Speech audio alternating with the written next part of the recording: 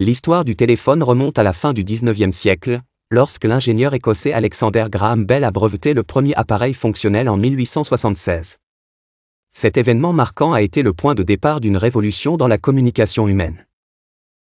Avant l'invention du téléphone, les humains dépendaient principalement de la poste pour envoyer des nouvelles, ce qui prenait des semaines, voire des mois. Le téléphone a radicalement modifié ce paradigme en permettant la communication instantanée.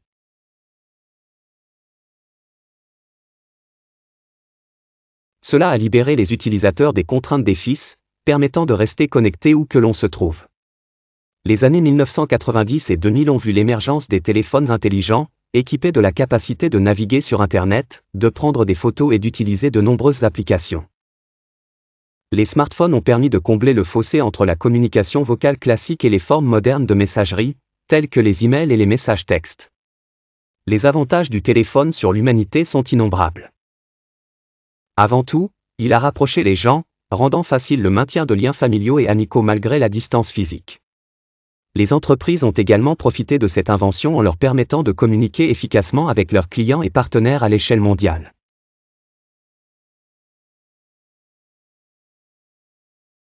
Son histoire continue d'influencer notre société, transformant lentement chaque appareil en quelque chose de plus personnel et vital pour nos vies quotidiennes. Le téléphone, loin d'être un simple outil de communication, est devenu un élément central de notre lien avec le monde. Il montre comment une idée simple peut avoir un impact profond et durable sur l'humanité entière. Au début des années 2000, le monde de la téléphonie mobile était en ébullition. Les téléphones portables étaient principalement utilisés pour les appels et les SMS, mais quelque chose de révolutionnaire était en train de se préparer dans l'ombre. C'est en 2007 que la première grande étape dans l'évolution des smartphones a eu lieu, avec le lancement de l'iPhone par Apple. Cet appareil a redéfini ce qu'un téléphone pouvait être, avec son grand écran tactile et sa capacité à exécuter des applications variées. Derrière cette révolution se dessinait une autre force tout aussi importante, Android. En 2003, Andy Rubin, Rich Minet, Nick Sears et Chris White ont fondé Android ANC, avec l'idée audacieuse de créer un système d'exploitation mobile polyvalent et ouvert. En 2005, Google a acquis Android ANC, réalisant le potentiel immense de cette technologie. En 2008, le premier téléphone Android, le HTC Dream, voit le jour. Android se positionne comme un système ouvert, permettant à différents fabricants de personnaliser la plateforme. Ceci a conduit à une explosion de diversité et d'innovation sur le marché des smartphones, avec une multitude de modèles disponibles à des prix variés. L'atout majeur d'Android réside dans son accessibilité et sa personnalisation.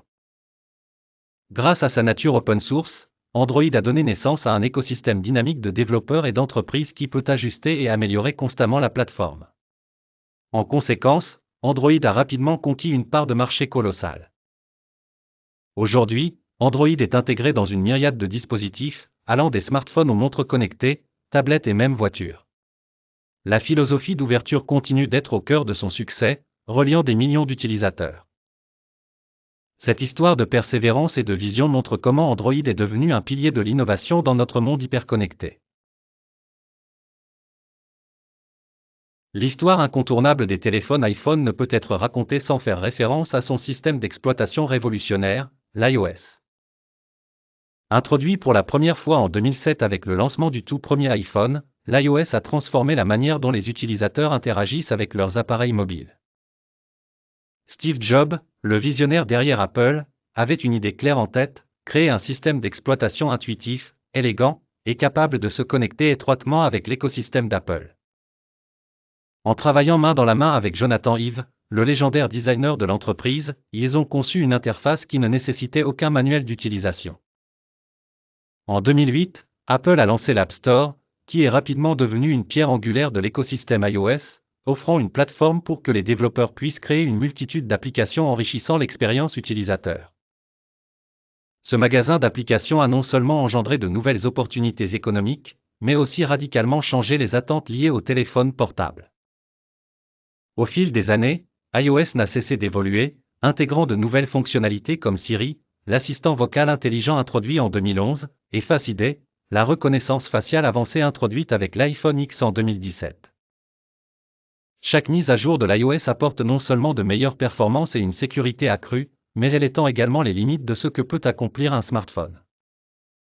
En fusionnant matériel et logiciel de manière si transparente, Apple a redéfini continuellement les standards de l'industrie mobile. Ainsi, la saga de l'iOS est un hommage constant à l'innovation et à l'excellence qui ont toujours caractérisé la marque Apple. Les utilisateurs d'iPhone dans le monde entier continuent de bénéficier d'une expérience utilisateur inégalée, solidifiant la place de l'iOS dans l'histoire des technologies numériques.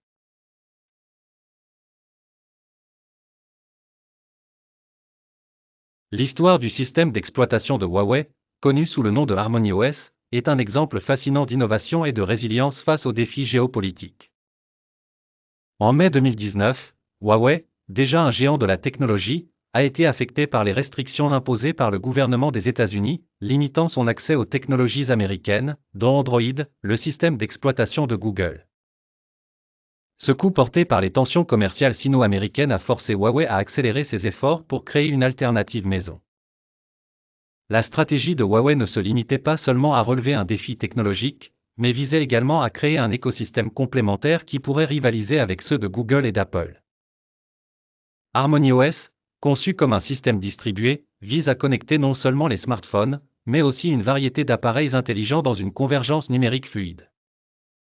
Un des principaux atouts de HarmonyOS est sa capacité à fonctionner sur une gamme étendue de dispositifs, allant des téléphones aux appareils domestiques intelligents, en passant par les voitures et les capteurs industriels. La conception modulaire du système permet aux développeurs d'écrire une fois et de déployer sur n'importe quel appareil compatible, offrant ainsi une flexibilité inédite et une opportunité d'innovation pour les développeurs du monde entier. Alors que certains sceptiques doutaient de la capacité de Huawei à concevoir un système d'exploitation quitté de toutes pièces, la société a réussi à rassembler une communauté de développeurs et de partenaires internationaux qui soutiennent et enrichissent constamment HarmonyOS.